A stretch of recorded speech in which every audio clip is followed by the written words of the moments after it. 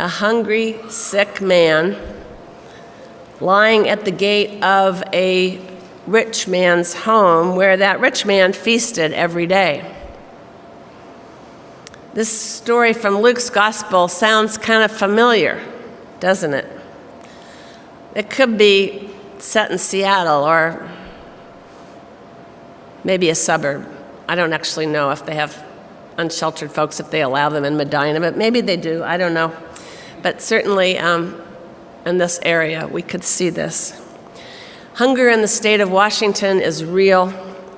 According to Northwest Harvest, 1 in 10 Washingtonians struggle with hunger, and 1 in 6 of those are children. And our state ranks 10th in the nation in terms of wealth, but 34th in food security.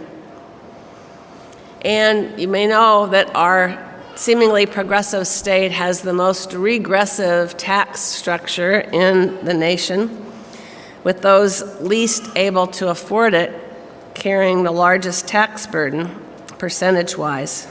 So no wonder there are hungry people in our doorways. Yes, hunger in Washington State is real.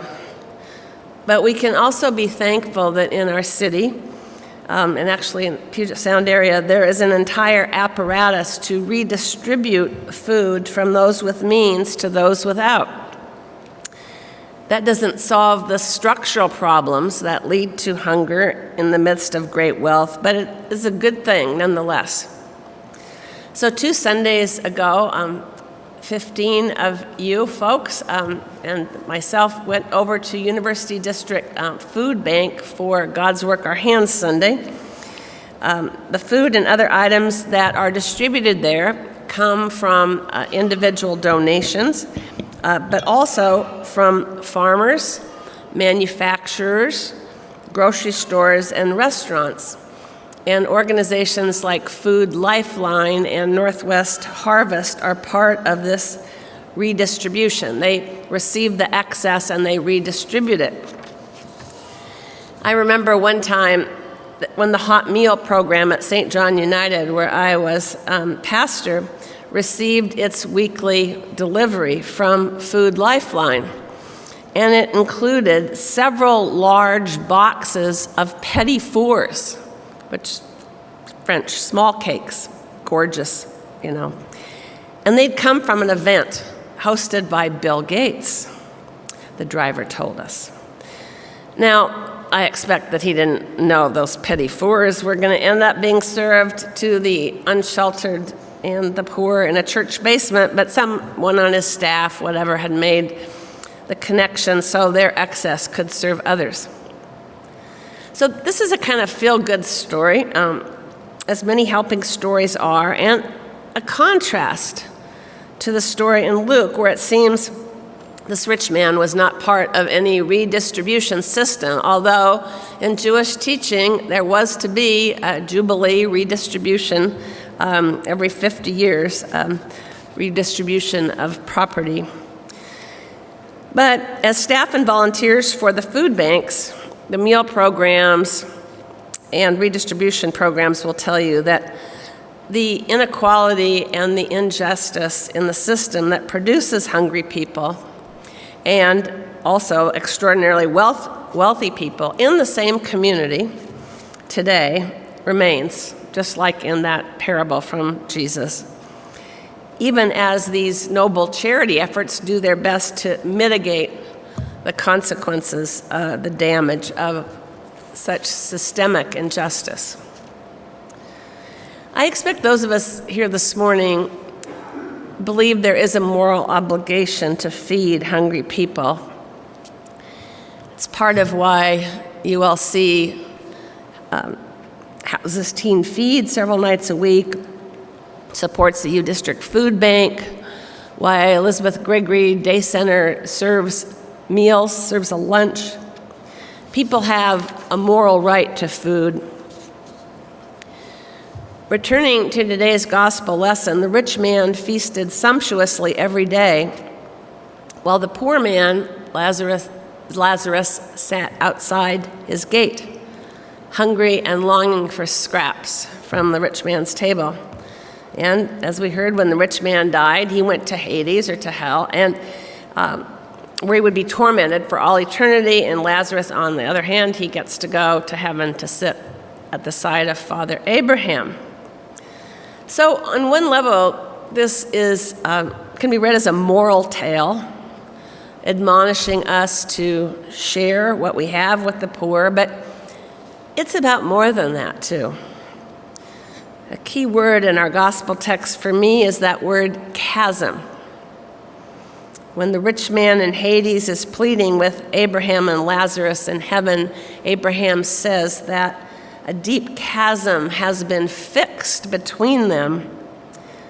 Chasm is a deep divide. It's a break in what was once whole or what could be whole. So what kind of divide was it? Certainly, there was the divide of class. The rich man was wealthy and Lazarus was poor. There was the divide of health also. The rich man, as far as we know, was well, but my guess is if he feasted sumptuously every day, he might have had some health problems, but we don't know that. But Lazarus has a disease that gave him sores. Perhaps he was a leper. Maybe the biggest divide of all was that the rich man assumed that he was entitled to what he had. We can at least, I think, infer this from the story. He had presumed he had some God-given superiority to Lazarus. Though Lazarus spent his days at the man's gate, he had no connection to him, and certainly no sense of responsibility to share his blessings. And even when he's being tormented in hell, he thinks that he can get Abraham to send Lazarus down with some water to quench his thirst. Yeah. He just doesn't get it. And we can then debate, well, what were the reasons that the rich man was condemned to Hades in Jesus' story? Was it because of not taking responsibility for assisting Lazarus with the wealth that he had? Or his indifference to him, his not seeing him? Or was it his wealth prevented him from recognizing his own dependence on God for his life and salvation? Maybe all three of these. In any case, we often see in Luke's gospel, the situation of the rich man and Lazarus are reversed in the life to come. And again, I'm struck by that image of this great chasm. I think it's obviously a really apt metaphor for the days that we're in, the times that we're in. There are so many chasms, great divides that keep people separated from one another. What chasms trouble you most? There's certainly are some of the same divisions today that kept Lazarus and the rich man apart. Wealth, privilege, health. We might add race, politics, worldview. Sometimes we may be deeply afraid of what lies on the other side of a chasm. Other times, we may long to cross over, to connect with those on the other side.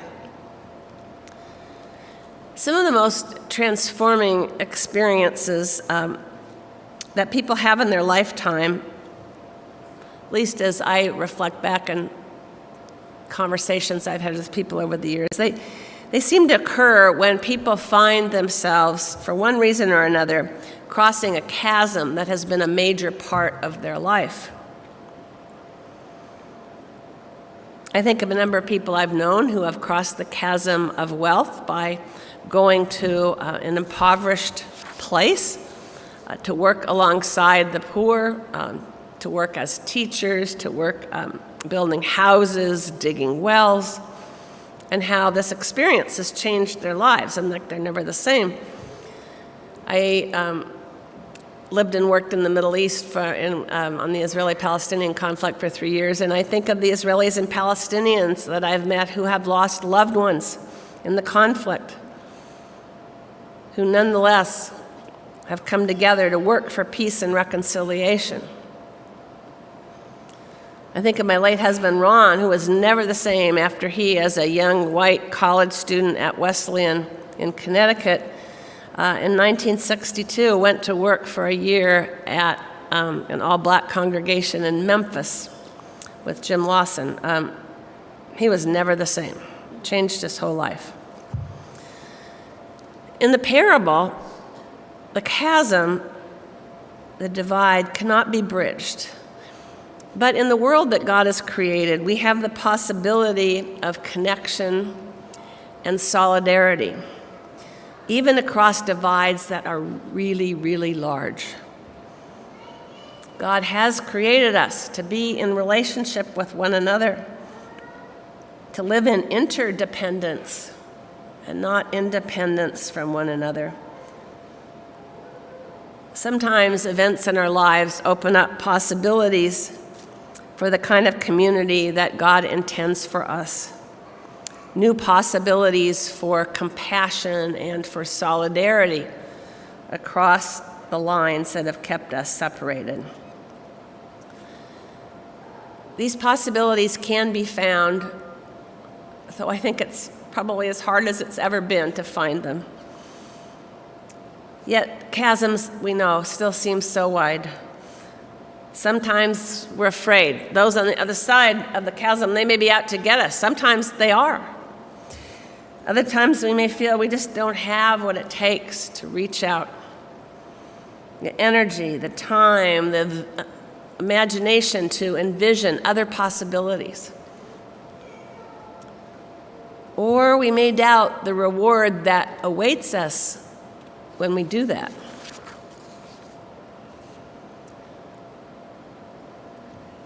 I can really relate to those last two reasons, especially the question of, just imagining, the imagination of what it might look like to cross some of the chasms in our society today.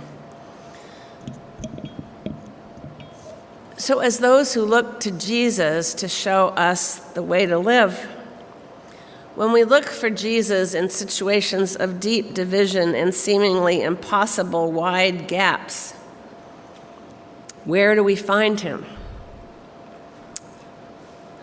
Well, in Luke, sometimes we find him on one side, on the side of the oppressed, but in a deeper level, I think we find Jesus in the chasm itself, in the space that's in between us and the other side. Jesus in between the rich man and Lazarus, in between the rich and the poor, in between black and white, in between the fighters on two sides of a conflict. Jesus on the cross, through his death, reconciling the world to God and opening the door for the divisions to be overcome. In Jesus' life, death, and resurrection, we see God at work tearing down walls or chasms that divide and creating inclusive community and reconciling the world to God's self and to one another. I'm reminded of those verses from Ephesians that we attribute to Paul, quoting here, "For he, Christ, is our peace. In his flesh he has made both groups into one and has broken down the dividing wall, that is, the hostility between us, that he might create in himself one new humanity in place of the two, and might reconcile both groups to God in one body through the cross." So imagine if Jesus had told a sequel to this parable.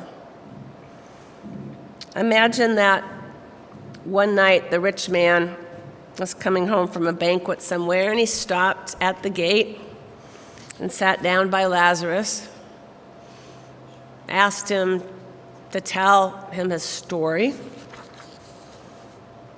and that as Lazarus spoke, the rich man listened with empathy and compassion. Imagine the rich man using some of his wealth to help Lazarus get back to health, to get a job, and then that they became friends and shared a meal once in a while, and then that the rich man gradually began to see things that he hadn't seen before, that he found himself turning to God in prayer and thanksgiving and seeing the people around him, the impoverished people, as neighbors, and that he was no longer the person that he had been. His life had been transformed, and this connects too to the lesson we heard today from Timothy. And that then he was richer than he had ever been, not in material goods, but in relationship with God and with other human beings. Jesus didn't tell this parable, but the parable he told invites those of us who hear it to consider an alternative, to consider a companion to this parable of judgment. The alternative story begins with compassion for the poor man at the gate and leads not only to sharing what we have, but also to advocacy for change in a system where such chasms exist. Through Jesus, God stands in the chasms between us and offers us all, rich and poor alike, the possibility for solidarity and for transformation. Thanks be to God. Amen.